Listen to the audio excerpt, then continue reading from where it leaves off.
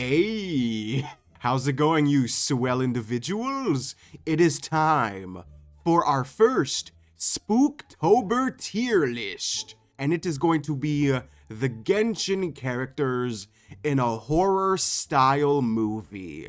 But it's gonna have a twist! So, since there are a total of 80 characters on the spinny wheel of spinniness, I figured, hey, let's make 8 different movies with 8 different casts of Genshin characters. So, each movie is gonna have 10 characters who will be separated based on what their role in that specific movie is going to be. Now, usually I would go through the spinny wheel of spinniness with you guys and you see what the results are, but since it's 10 consecutive characters, I'm just gonna skip to the result portion where I'll do a little surprise. So I'll be like, character number 1 is Benny. We're all gonna die, yeah. Like that kind of thing. So real quick, I will go through the tiers with you guys for what kind of characters there could be. We're gonna have the MC or MCs. Sometimes there will be more than one main character. We're gonna have the main antagonist. Then we have the main character's best friend, the antagonist side hoe. Then we have the main character's love interest, if there is some romance in the Chainsaw Massacre movie. No, they'll probably end up dead as well. Then we have that one person who sacrifices themselves. There's always gonna be this kind of character. Then, probably my favorite tier. The side character everybody loves, more than likely just because they're relatable as heck, they're funny as schlech, but most of the time they die, which is really sad, but hey, we're making the movie, so it's gonna be fine. Then we have the one who gets too close to the truth. For the most part, this character will be running to the main character, and on their way, they're gonna get killed. Then we have the character who has no idea what the fuck is happening. And then finally, we have Dottoro's first sacrifice. No. But we have the first one dead. So, I will go through our first selection of 10 characters and get back to you with our first horror movie. A quick note, we don't have to use every tier. We might have 2 here, 2 here. But yes, I will get to the first group. 12 seconds later. Okay, guys, I was planning on skipping it. I'm still gonna skip the rest, but it was so close to being on Hu Tao for the first character. What the fuck? So the results of the first movie have been decided. So, like you guys saw, we have Ganyu. Then we have Dainsliff, who kind of scares me. This maybe could work. Wait, do we have any gods? Yeah, we do. Wait, we have a god here. Okay, I see some potential plot in this. So we have Zhang Dong, we have Toma, the cat Kirarara. We have both sleep-deprived characters in Layla and Sayu. That's gonna be a fun, easy kill time for Dainsliff. Then we have the comedic relief boy in Ito. We have Nilu, and finally we have Kave. So, Monsieur Kave is probably gonna be the first one dead. No. I feel like he's gonna be doing, a good deed for someone. Like, he's looking for someone's, lost pet in, the middle of the woods, and it's the middle of the night, and he's like, Mr. Fluffers, where are you? I just want to bring you home. No. And then he's gonna hear, some noise from behind a tree, and it's just gonna be the hash-slinging slasher who is Dainsliff. Now, I wonder what his motivation would be. I need to think about that. We'll get to it as we get through the plot. But yes, Kav is gonna be like, Mr. Fluffers, is that you? And he's just gonna get stabbed in the head by the hash-slinging Dainsliff over here. But yes. Okay, before we do the other characters, let's talk about the motivation. So, maybe after Dainsleif has lost all of his loved ones, everything he ever cared about, his mind just deteriorates, and everything he sees, he thinks is an Archon.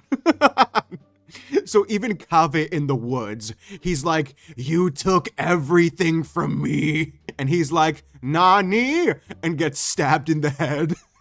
Yes, that is going to be the plot. So, since he thinks everyone is an Archon because he's a PTSD driven antagonist, I think Zhang Dong is going to be the MC. Wait, should he?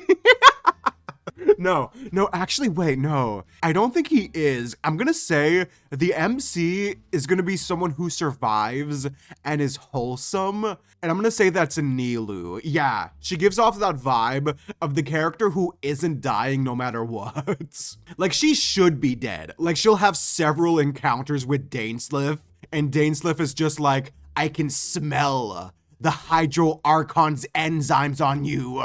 You must be Fossilors. And Nilou's like, what? And she runs away and like trips several times, but she is somehow perfectly fine. And I think she's gonna be just a really chill MC. Like, I think the audience would like her because she does the right thing. Kind of like Kaveh, except he's dead. Now, as for the other tiers, wait, should Dainsleif have like a side hoe? Like a little mini boss?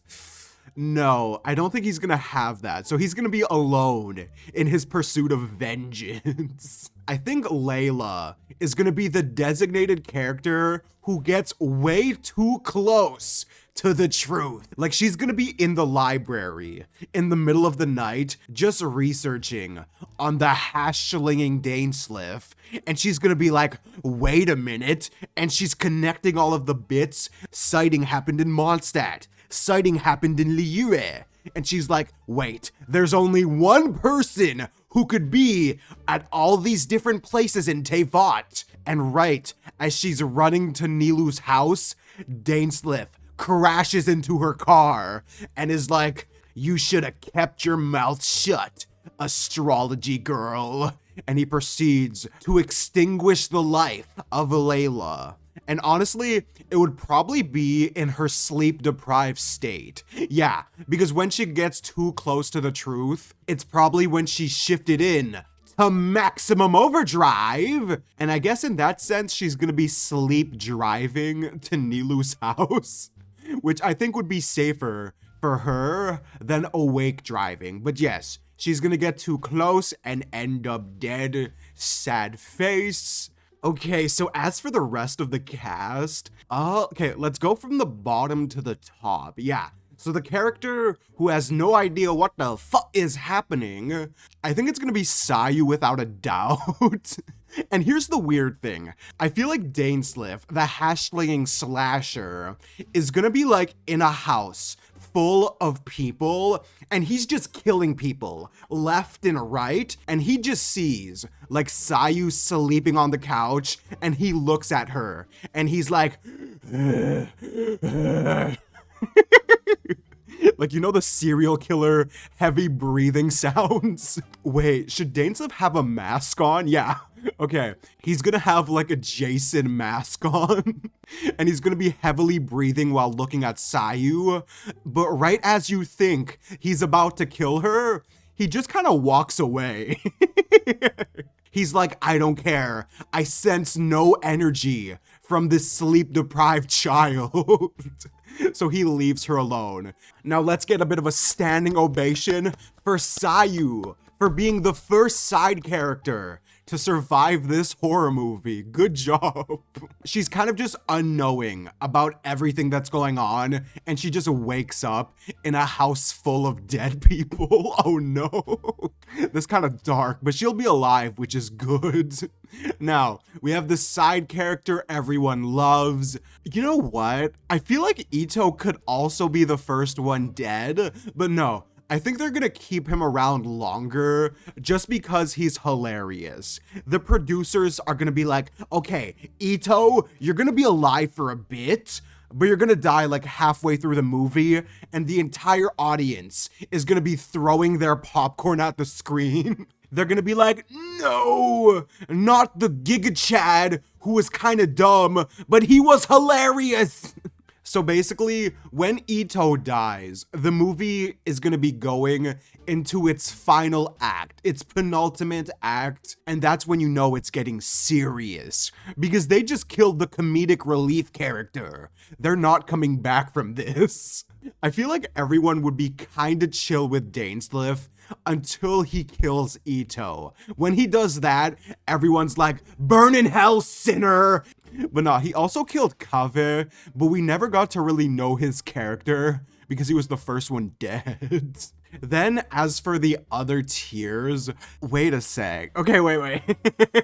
I know this is kind of a ship. We had this in the Shipping Wars video that we did a while back, and I love it. But I'm gonna say Toma is gonna be the designated best friend character who might actually survive till the end of the video. Yeah, maybe him and Dainsleif have like a moment and he shows mercy on Toma. Toma's like, it's okay, bro. I understand. The Electro Archon almost took my vision. And right as Dainsleif is about to deliver the finishing blow, he's like, very well. I will spare you because you have suffered as well.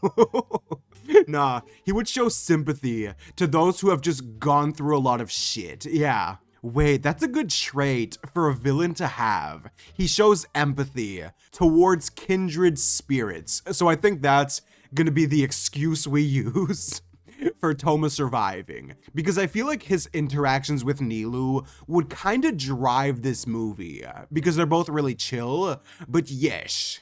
Now, as for these last three characters, I've been kind of pondering this, and this might be a hot take, but I'm gonna say Kirarara sacrifices herself for Nilou, because I think her, Toma, and Kirarara are gonna be like best friends. They're gonna be like the squad. And towards the end of the movie, when Dainsleif is chasing them down the hallway, maybe he's also done with Toma. Like, he showed him mercy once, but since he's helping Nilou, he's like, yeah, y'all are gonna die today. I know you worship that god, Nilou. I know you're a Nahida simp. But anyway, that aside, I love Nilou. That's my girl. Kirarara is gonna be the one who is like, Toma, Nilou, you go on ahead. I'll hold him off with my cat parkour skills. And Nilou's like, no, we can't leave you behind. We're besties. And Toma's like dragging Nilou away. He's like, don't let her sacrifice be in vain. And then plot twist, Dainsleif's biggest fight in this movie is him against a cat girl. No, it's not him against Zhang Dong, although it might be, because we're gonna get into that plot. But it's gonna be the most epic anime duel until Dainsleif eventually just kills Kirarara, but in a respectful way. He's gonna honor her sacrifice by like just, I don't know, quick stab to the heart. And he'll be like, I will never forget you, cat girl. The entire audience is gonna be crying because of her sacrifice. No. But yeah, Kirarara's gonna sacrifice her. This is so cracked, guys.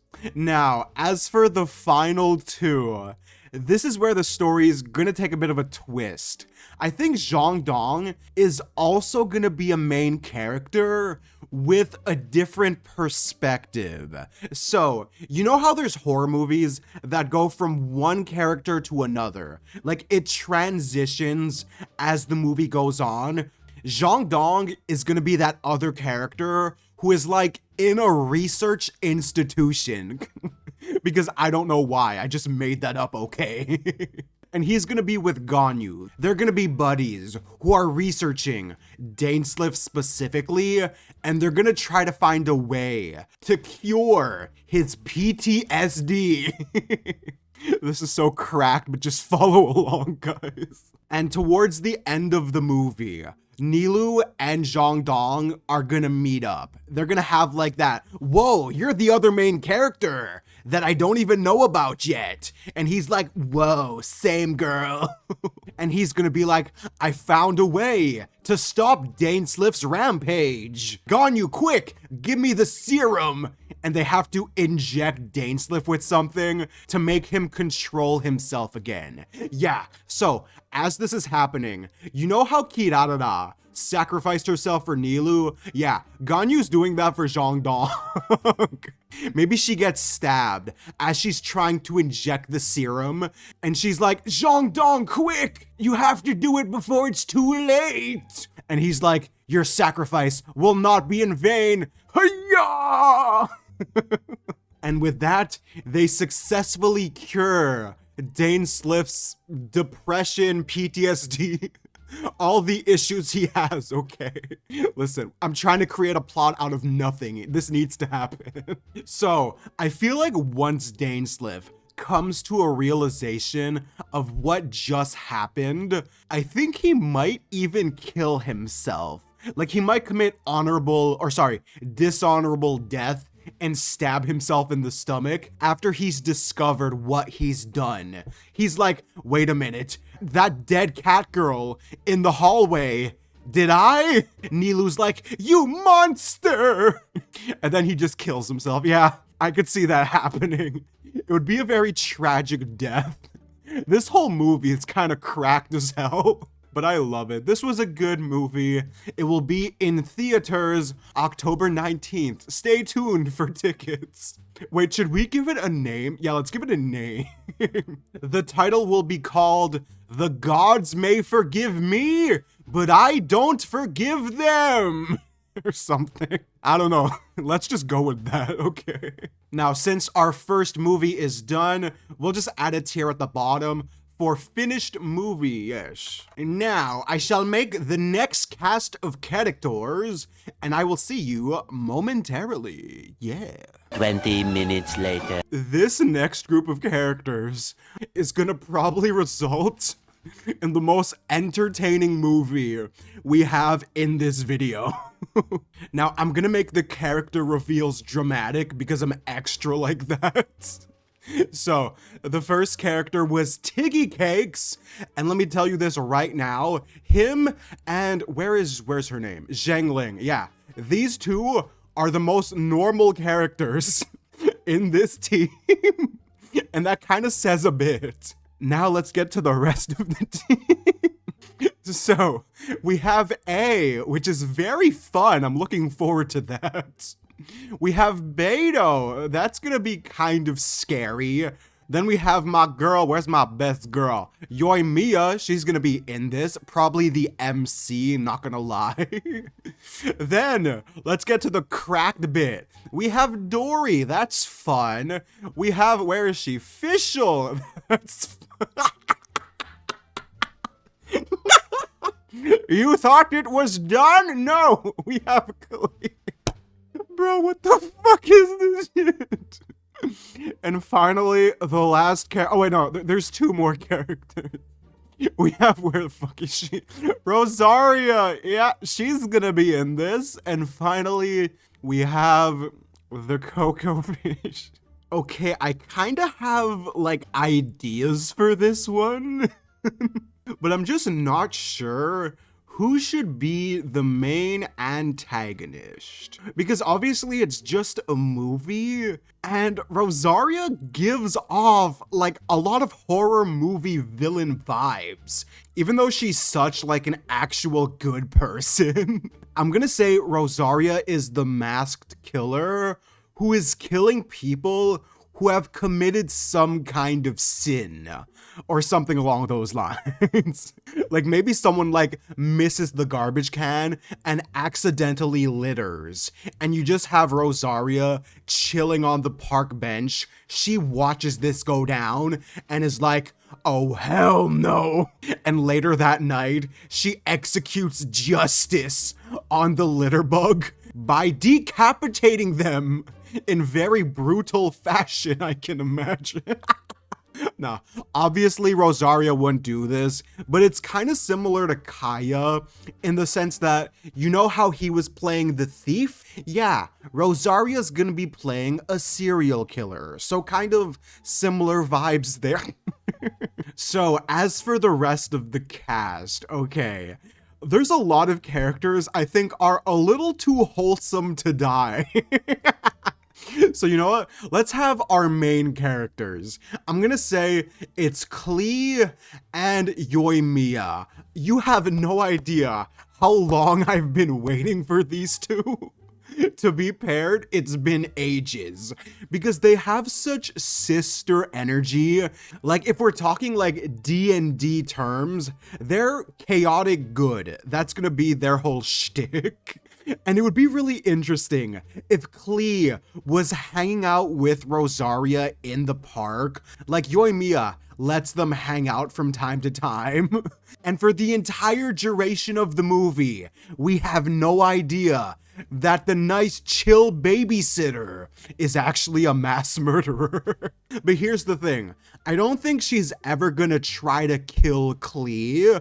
I think she's gonna try to kill Yoimiya. Because even though Yoimiya is a gift from Barbados and could do no wrong in my eyes, she still kind of committed crimes. Like she helped with the prison break arc, like I've mentioned in the past. So Rosaria is gonna be like the detective low-key. Like she looks into Yoimiya's record and she sees, like 10 years ago, helped in a prison break. Oh, that's it. She's dying today. Like, nah, Rosaria low-key a Twitter user. Looking into someone's past from years ago. Nah, again, Rosaria is chill, guys. But we need a villain, and she's gonna be it.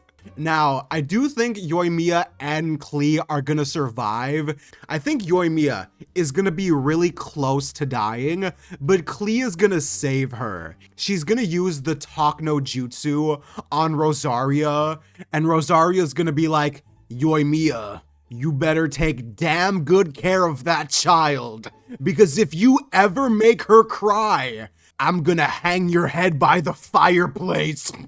That might have been a little too dark, but yes, the Talk no Jutsu is gonna work. And honestly, I can see Rosaria being one of those villains that never really gets caught. Like maybe there's an after credit scene of her continuing to do her justice in quotations. So she's gonna get away with it, but these two are gonna get away, yes. Now, as for the rest of the cast, this is where we get spicy. You know what I think would be funny? Dory is gonna be Rosaria's side hoe. Yes, like the mini boss of the series, or the movie, sorry. She's gonna have like an agreement with Rosaria. Maybe she provides her with money for her to execute her justice, right? But Yoimiya and Klee and whoever the detective character is gonna be, and I'm just gonna put her here right now, are gonna discover that Dory is providing the mysterious assailant with weapons and stuff. So they're gonna apprehend her in like the middle of the night. But Dory is a very sneaky lady. So she's gonna escape through like a ventilation shaft. And Yoimiya and Klee are like, oh no, we let the arms dealer get away. But here's the thing. When Dory gets back to Rosaria, I think Rosaria is gonna execute Dory. So she just like walks into the room with Rosaria, and Rosaria's like polishing a knife. She's sharpening her weapons, and Dory's like, boss, we have to get away now. And Rosaria's like, Dory, I think you've been getting away for a little too long. And she's like, what do you mean, boss? And she's like, I have enough money. Thank you for your faithful service. And Dory's like trying to escape, but Rosaria like chucks a javelin through her chest. Wait, that would be such a cool death. Yeah, so Dory's trying to open the door, but Rosaria chucks the weapon through Dory, and it goes through the door, and all you see is like blood from the outside of the door just oozing down. Wait, yes, okay. I am a bit of a horror movie junkie, if you could not tell. But that is gonna be the execution of Dory. Rosaria is gonna do it herself for justice. Because let's be honest, it'd be a little hypocritical if she was working with Dory and was completely fine with it. Now, like I mentioned with Kokomi, she is the Gigabrain fish who is gonna get really close to the truth. I think her and Rosaria might even have like a bit of a fight going on. Yeah, ooh, wait, that would be kind of sick. So she's kind of in a similar situation where she's gonna be at home on the computer looking at old documents. She has one of those boards, like, you know, the conspiracy theorist board? She's gonna be like that guy. And as she's running to tell her best friend Yoimiya, Rosaria's just waiting at the door. She's like, you were too smart to be kept alive. And Kokomi starts throwing bubbles at her, and Rosaria's like, nice try. It's gonna take a little more than a super soaker to stop me. And then Kokomi takes like a fish tank full of goldfish and chucks it at Rosaria. And Rosaria just sees all of like the dead goldfish on the ground, and she's like, well, if I didn't have a sin to commit you for before, you have sinned by killing your fellow fish. How could you? Nah, obviously I'm just joking around, guys. It wouldn't happen. But yes, Kokomi is gonna get too close to the truth. Now wait a sec, we don't have a first character dead yet. Ooh. I'm not sure who it's gonna be, so let's do some of the other tiers first. You know what I think? Wait. Yes! Wait, okay, this is perfect. A is gonna be that chick who is so imposing, so powerful, that Klee and Yoimiya think that she is the killer throughout the entire movie.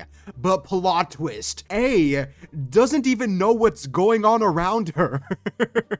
And the thing is, Rosaria isn't even gonna execute justice on A, even though she's definitely the one who, in theory, would need it the most.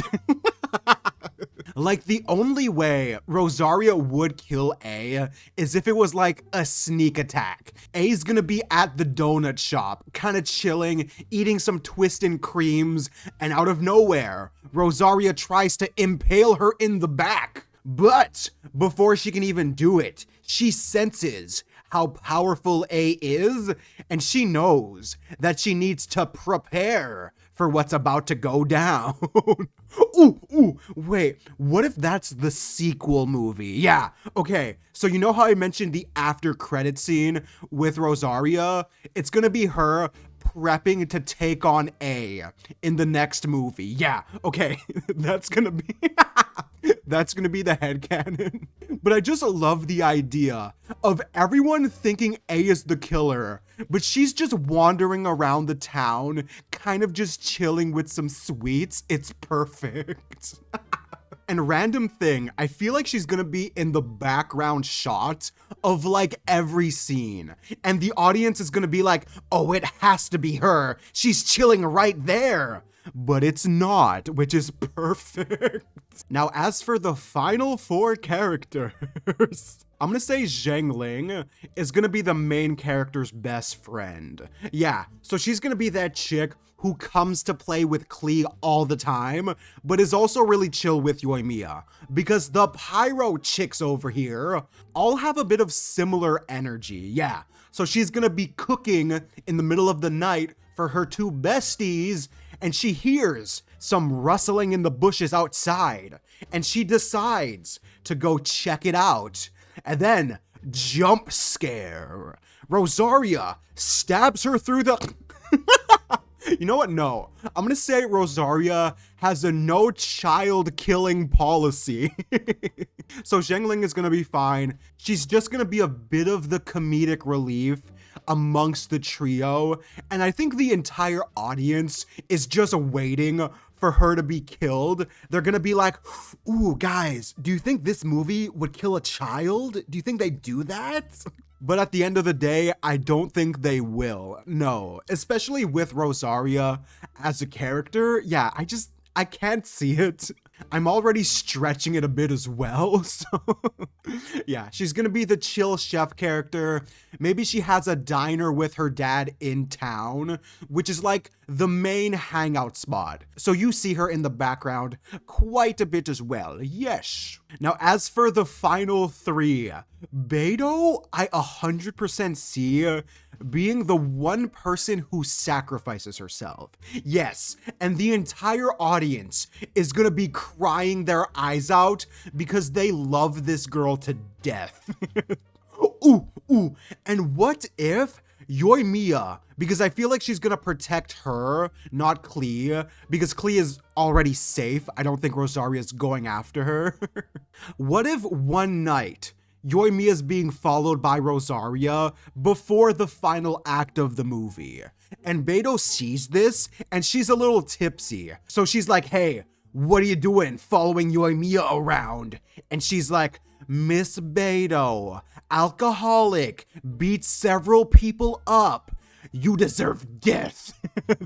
And they have a fight in the back alley, which I think would be really cool. Yeah, because they have two really different fighting styles. You have up front, come at me, bro. And then you have sneaky assassin. Yeah, and in the fight itself, I think Beidou is gonna win, but Rosaria like nicks her with a knife just a little bit, and she finds out that the weapons are poisoned. So she gets sluggish. Rosaria's like, you were a worthy opponent. Now rest in hell.